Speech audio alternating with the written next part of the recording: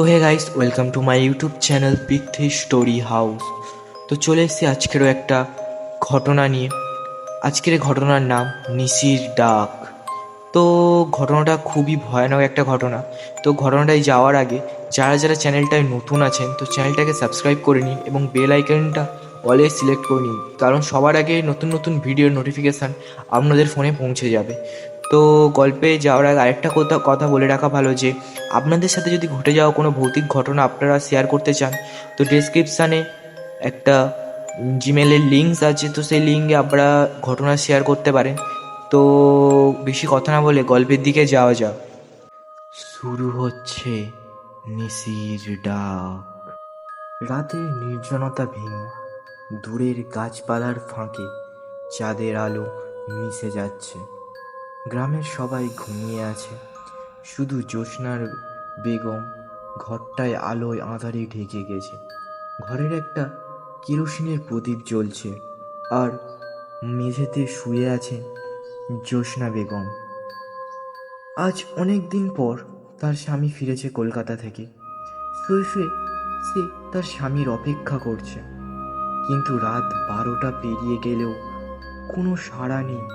জ্যোৎস্না বেগম ভাবল হয়তো রাত অনেক হয়ে গেছে, তাই এসে উঠতে দেরি হচ্ছে।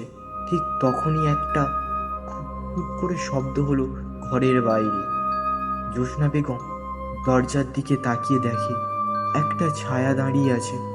ধীরে ধীরে ছায়াটা এগিয়ে এলো, আর জ্যোৎস্না বেগম দেখল তার স্বামী কামাল দাঁড়িয়ে আছে। তুমি এলে? এত দেরি হয়ে গেল? জ্যোৎস্না বেগম জিজ্ঞাসা করল। কামাল কোনো উত্তর দিল না, শুধু একটা অদ্ভুত হাসি হাসল। জ্যোৎস্না বেগম বুকের মধ্যে হালকা একটা কাঁপুনি উঠল। কামাল ধীরে ধীরে এগিয়ে এসে তার পাশে বসে পড়ল। তুমি কেমন আছো? কামাল জিজ্ঞাসা করল, কিন্তু তার কণ্ঠস্বর অদ্ভুত শোনালো। ভালোই আছি, তুমি কি খাবে কিছু? জ্যোৎস্না বেগম জিজ্ঞাসা করল। কামাল আবার সেই অদ্ভুত হাসল।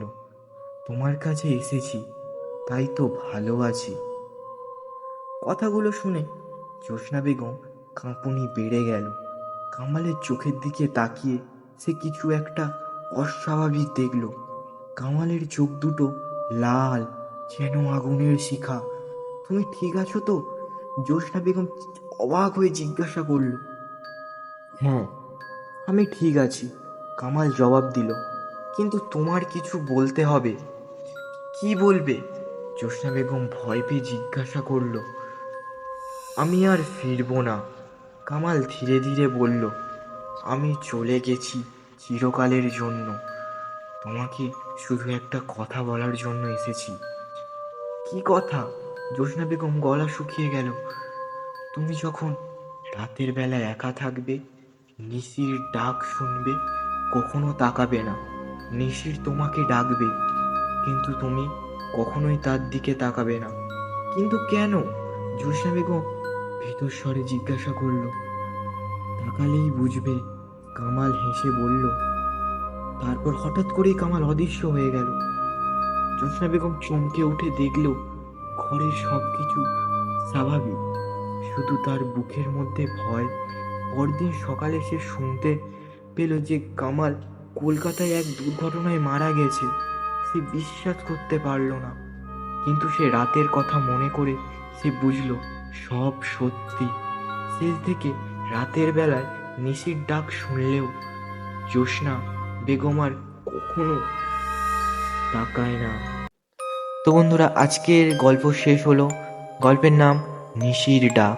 তো এই রকম গল্প এবং সত্যি ভৌতিক ঘটনা শুনতে গেলে এই চ্যানেলটিকে সাবস্ক্রাইব করে নেবেন এবং বেল আইকনটা অলে সিলেক্ট করে নেবেন।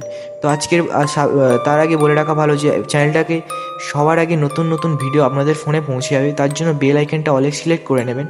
এবং আপনাদের গল্প ভালো লেগে থাকলে গল্পটাকে একটা লাইক এবং শেয়ার করে দেবেন এবং একটা সুন্দর কমেন্ট করে যাবেন যে আপনারা কোন জায়গা থেকে এই গল্পটি শুনছেন।